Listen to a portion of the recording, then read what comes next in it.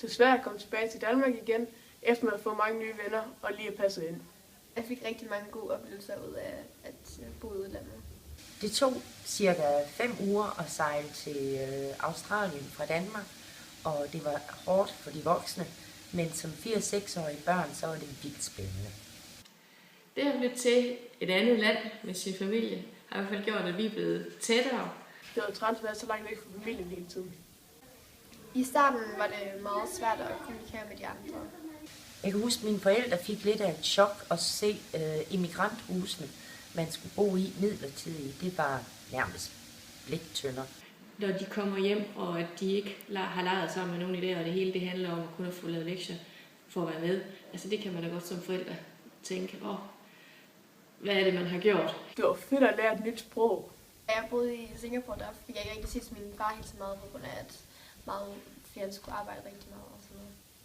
Det var svært at gå i skole i Australien, blandt andet fordi, at det stadigvæk, i modsætning til Danmark, var fuldt ud lovligt at slå børnene i skolen. Vi havde Skype, og derfor så kunne vi ret tit snakke med dem derhjemmefra. Jeg havde svært ved sprog og grammatik, der kom tilbage til Danmark.